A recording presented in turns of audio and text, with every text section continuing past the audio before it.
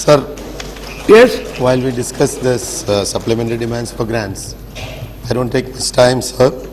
Sir, there has been a demand from states, especially state like Kerala, that the central government should allow it to raise its borrowing limits and also to raise the fiscal deficit limit. Yesterday, Honorable Chidambaram ji almost had agreed to it. Only thing, you haven't agreed. Then I have to plead for it. Sir, now since the minister has nodded his head, I feel that the central government is not in agreement. Is it in favor? Then I don't have to elaborate. So the point is, the government of Kerala is has correctly estimated that we are going to be affected by the world recession. Our growth is going to be only 6%. And also we are going to lose about 1.5 lakh jobs. Already there are about 40-45 lakh unemployed people in Kerala. So, as has been pointed out by our finance minister and defense minister yesterday, we need to invest more. We need to increase our public spending. For which, sir, for states like Kerala, the only way is to borrow money.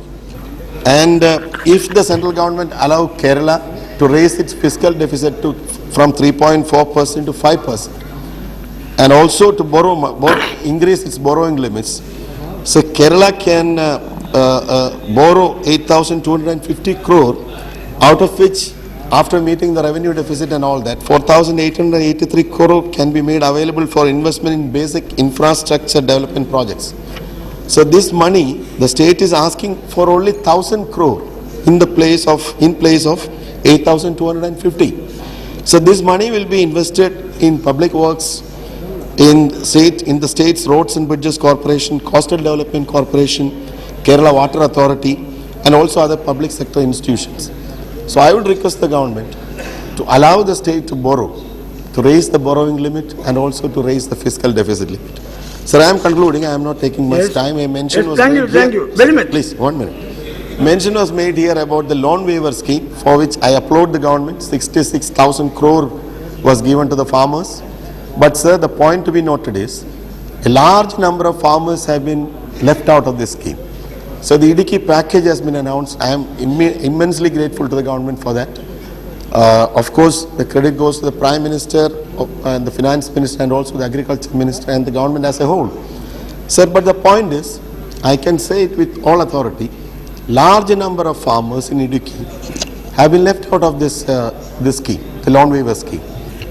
So Professor Swaminathan had recommended 750 crore for loan waiver, out of which 600 crore was exclusively for waiver, Yes. and also 150 crore for those farmers who have repaid their loan promptly, to give them further loans at the rate of 4%.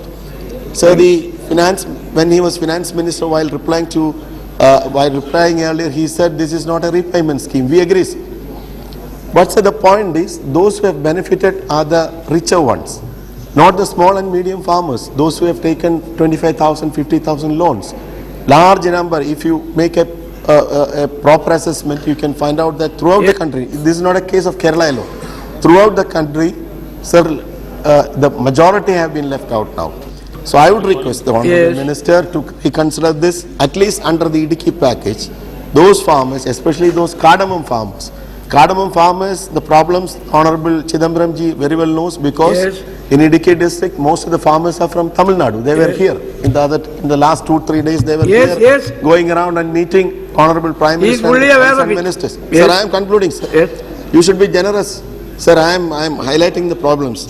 Sir, what I request is that I am concluding. At least on the Vidarbha package model, at least the interest should be written off. Please consider this under the EDK package, sir. So the prices of agriculture commodities are coming down. The price of rubber has gone down to below 60 rupees. We must have effective price stabilization fund.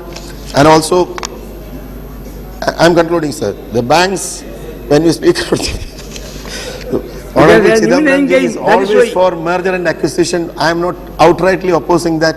But only thing is that the rural branches, whenever we merge banks, we should take care of the rural branches. I hope the government will consider this point. The Postal Department, the ED employees' problems are very much known to the government.